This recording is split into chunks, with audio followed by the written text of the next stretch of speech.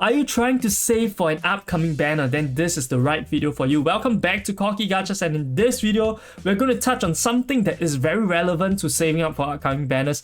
Instead of focusing so much on the upcoming banners, like I want to save for this, I want to save for that, do you actually know how much income you have? And in this video, we're going to break it right down. So the document that we're going to use today is provided by RealG on Discord, and this is a very good CN player, veteran player that I actually learned the game from a couple months back when I first started looking at Reverse 1999, and of course we constantly interact. I will share my thoughts with him, and then he would give me some feedback, I will give him some feedback on our game, because constantly we will learn different things from each other, right? There is no saying that say if you are a veteran you know everything, okay? Because the games, the thoughts, the strategies can change, and exchanging thoughts will be very important. Hence, I really appreciate him for sharing this document and also discussing with me about the game so that I also learn more to share with you guys. Now, this is going to be based on CN server, so disclaimer, it might not exactly fit 100% calculations, but it does include all of the daily income, the monthly income, the limbo income, and also the events that we have had in CN server. So given that there is an accelerated plan for global, potentially we might have less of this saving income. So I'm also going to try to break down to you guys or give you guys a guesstimate on how much you can expect to have less.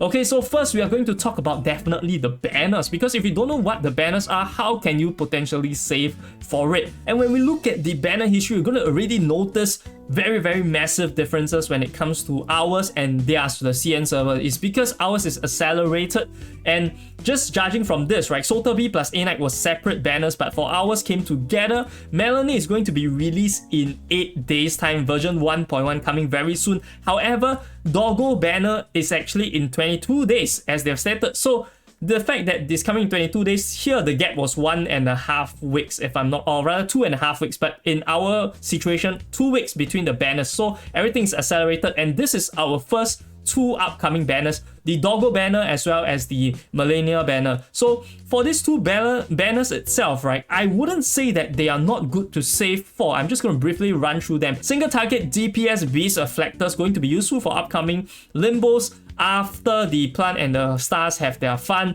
and also this is going to excel at stealing Moxie. So you're going to use ultimate constantly. Every time you use your ultimate, if at I1 it's only going to get plus 12% incantation might, but when you go to I3, 24%. Instantly double if you have 6 stacks. I think it goes up to 6 stacks, over 100% at I3. So this is going to be super strong if you are able to use the ultimates constantly, and of course the kit does help it, right, because she's a thief that steals Muxi. So this is how this character functions. I would say already pretty strong as a DPS. And also for the Doggo banner, needless to say, Doggos are our best friend and they support us. 30% increase to your allies, right, as a support. It's also very strong. And for Doggo's ultimate, he also does a lot of DPS. Hence, I would think that Doggo is really a good unit to save for as well. But the reason why I wouldn't say that they are the most important one, and why a lot of people don't really mention that much about saving up for the Melanie or saving up for Doggo other than the Mega Fans, is because of the clairvoyance that we have for the next 2 upcoming banners after them, which is 2 Fairy plus Changling.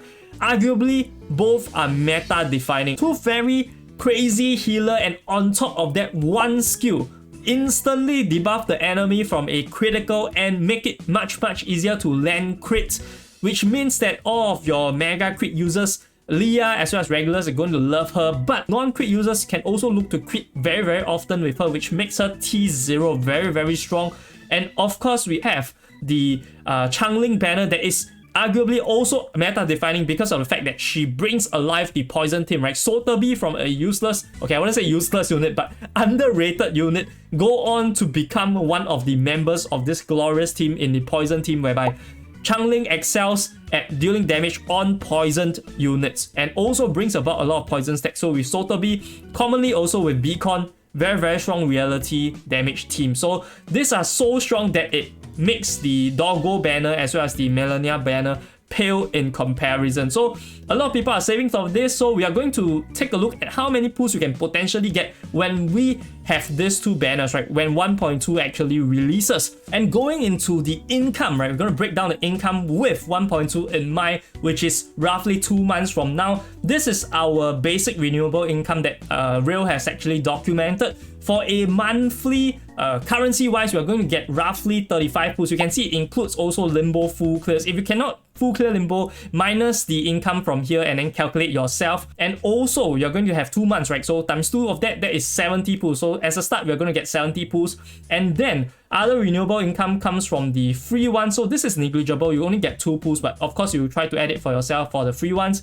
For the paid ones, you can, depending on what you buy, you can add it for yourself. I think that the most worth it for pulls is going to be Roaring Month. And Roaring Month gives you 15 pulls per 30 days. So you're going to have, for 2 months, you buy 2 months straight, you're going to get 30 extra pulls. So 70 pulls plus, or 75 pulls plus 30 pulls, 105 pulls. If you don't have the paid option, right, you only are free to play, roughly 80 pulls. So 80 pulls, 110 pulls is what you're going to get from a 2 months timeline without any rest of the stuff. So this one, right, is already covered in here. I'm going to touch on that. Of course, we do have some of the other income, but I'm going to already add it in. It's only 2 pulls, so add it in. 80 pulls, 110 pulls right now for the players that are free to play and non-free to play respectively. So now, next we're going to go into the bulk of the income, and this is when you first start the game. There's all the daily logins. You're going to get the random pulls, 8 letters. This is inclusive of every single clear for the story, hard mode story clear,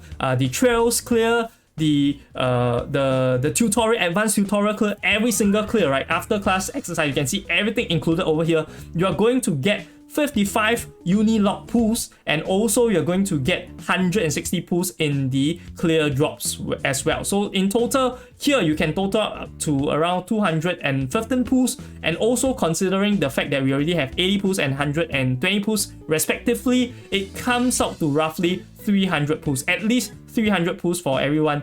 And of course, right, our timeline is a bit like accelerated, hence we are also going to likely get less rewards unless the devs compensate us. So even if we were to include the 15-16 pulls from the patch 1.1, right, we still can consider that, okay, 300 pulls should be the guideline. If we accelerated, we get less, right? I would say 300 pulls is a good stopping point for us to plan accordingly. And this is going to be 4 hard PDs. Okay, 4 hard PDs means that you can technically just draw for everything, right? Both of the Changling as well as the Tooth Fairy. However, okay, big however here. This haven't yet minus off everything that you have put right now. So if you reroll, that is 10 pulls minus. If you went to PT on the Sotheby banner just to get some of the members to round our team, extra 70 pulls, minus it off, okay? And also the beginner banner, all of this has to be like included in the subtraction so that you are left with the number that you have. Some people probably only rewrote 10 draws, other people already wrote 80 draws, happily building their teams. So depending on that, you will have different amounts of pool income to 1.2. So if you are really trying to get both of the units, but you see that, oh, I already spent 100 draws, it's not that realistic. So you probably have to either pray to RNGesus that you're going to get super lucky, or you have to settle for one or the other, either Changling or Tooth Fairy. So this is where the planning comes in, and you really have to make the judgment for yourself. Of course, from 1.2 onwards, we are not going to talk about that much, because once you pull for Changling as well as Tooth Fairy, it's going to be some time before you go to the other banners. You can pull again, and honestly, right, the rest of the banners, it's not that they are bad, it's just that this one will probably drain out all of your currency. You can see this is Charmaine over here, and then there is Black Dwarf. Black Dwarf is one of the better units from this cycle, but you only have 1 banner gap from there, so really depends on what you like have paid for, because free-to-play players, you're pretty much all of your life savings, right, will be gone by 1.2. So really have to resave everything. Then you can use this to calculate the months again to this pool based on this schedule, based on the 42 days schedule, which is a 6-week schedule for 1.2 patch onwards, which is released by the devs, specifically claimed by them. So 37 is one of the new units. Also excels in the boss read that is released in 1.4, right? So of course they're going to align it with that. The Genesis damage is going to be very helpful, and poisons not going to be as good. So yeah, potentially you're looking at all of these banners as of now. This is the CN timeline. Now, of course, right, the savings of the clear drops, you can see I'm also saving over here. It's not the only thing that's important. Potentially, if you are joining the game late, tomorrow might be the day whereby you are going to get your free Psy cubes. So you really want to pick the right 6-star Psy cubes. So how about checking out this video where I'm going to break down what you should potentially pick from it so that you can make the decision more wisely. I'll see you guys over there. This is Corky Gachas, signing off.